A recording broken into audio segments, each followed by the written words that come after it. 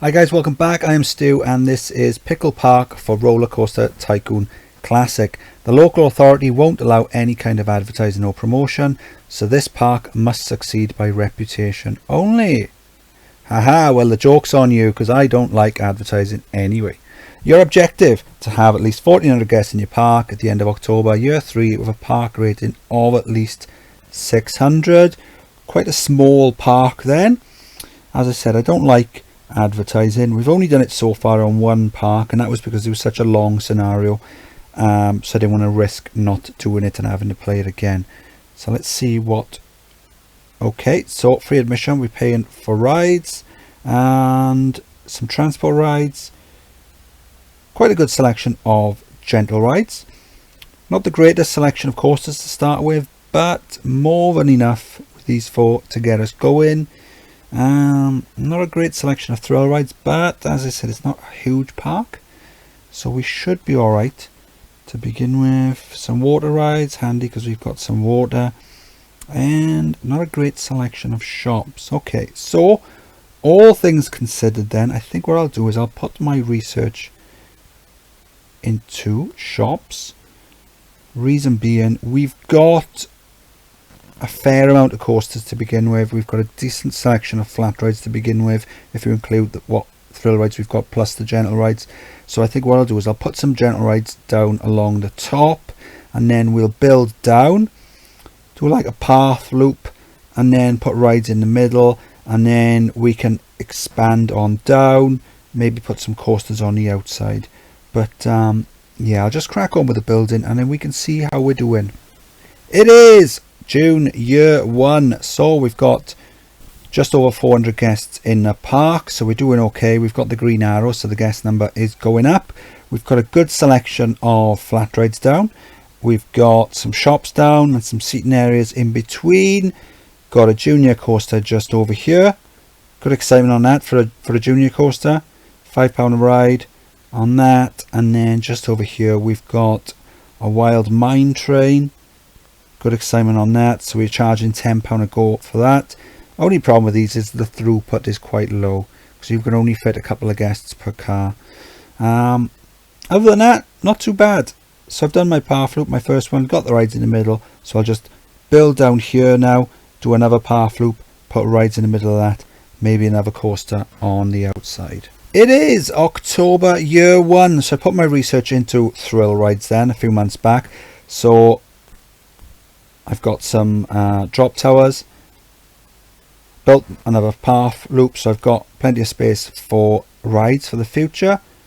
Nice wooden coaster here, nothing too extravagant, it's not huge, hasn't got a huge chain lift, doesn't go too fast.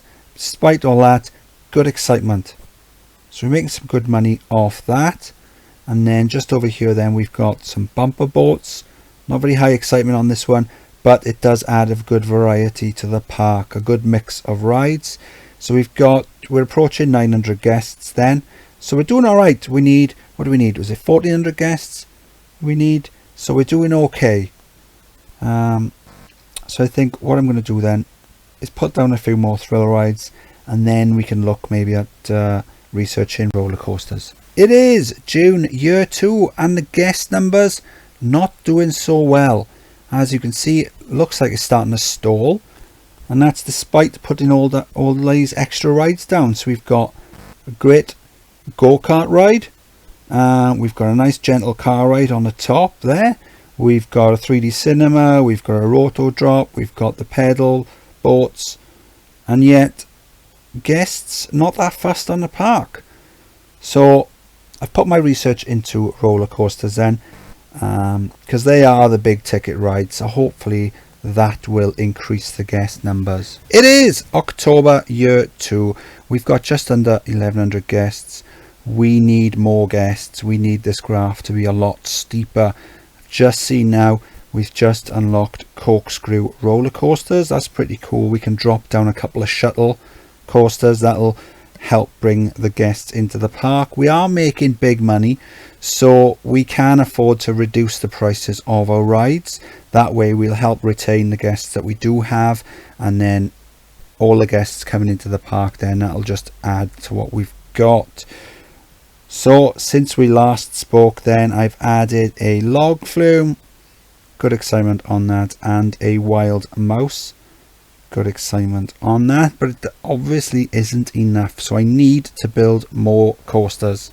It is July year 3, so we've got 1100 or so guests in the park. Guest numbers again not rocketing up, although as you can see by the graph, it is starting to go up a little steeper, and the reason for that is I've significantly reduced the prices of my rides. I've put all the flat rides down to free, I've put all the roller coasters down to £1, help retain the guests that we do have, and then the guests that come in, then that'll help us achieve the 1400, hopefully anyway. So we've got a couple of Corkscrew Shuttles here, very simple design, chain lift takes it out of the back, couple of loops, and then up the top and back. We've got a wooden mine train then interacting with the corkscrews, so good excitement on the corkscrews, good excitement on the mine train. And then just over here then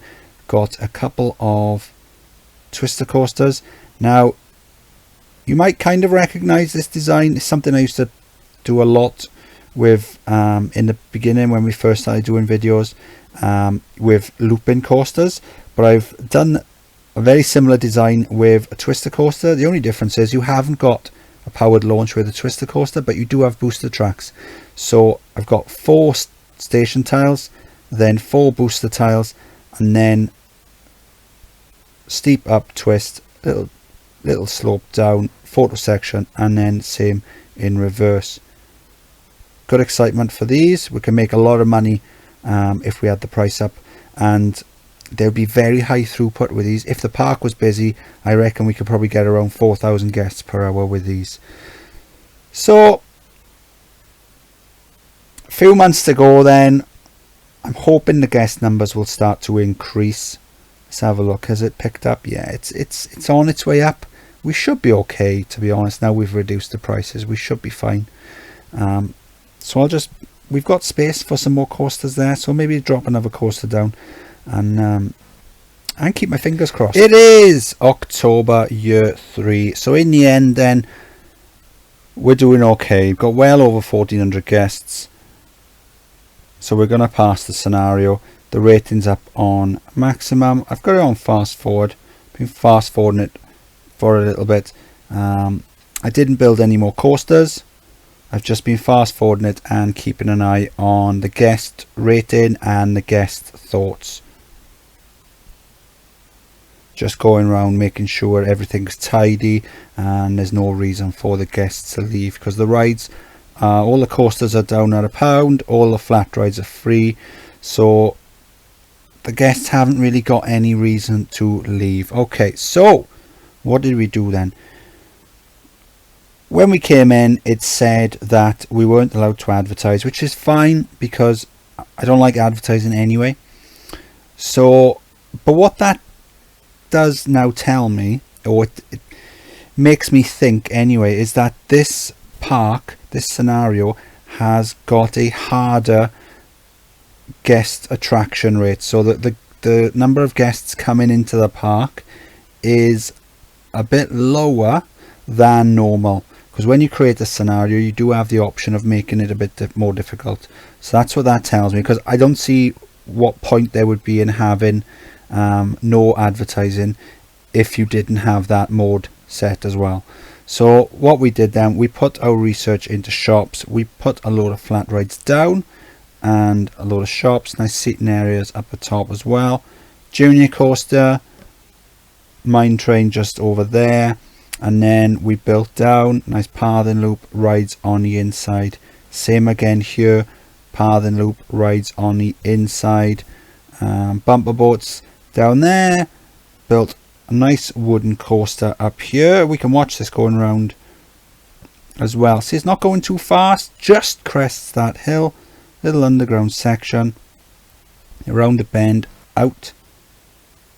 Under itself, under the wild mine train, underground, and then back to the station via a chain lift. Nothing too fancy with that. almost 6 excitement. So you haven't got to go crazy with the coasters to get good excitement. And then built down this side, then again a few more thrill rides. We were struggling with guest numbers at this point. Put the research into roller coasters. We've got a wild mouse down here, good excitement, log flume, and then we were still struggling for guest numbers. So I put a couple of shuttle corkscrews down, got a nice wooden mine train there interacting, and a couple of twister coasters there. And then by that point then the graph did start to increase, and we've run it on fast forwards ever since, and the guest numbers have taken care of themselves. We've reduced the prices of the rides down, free for the flat rides and £1 for the coasters, and we've completed the park. Stew! There you go. So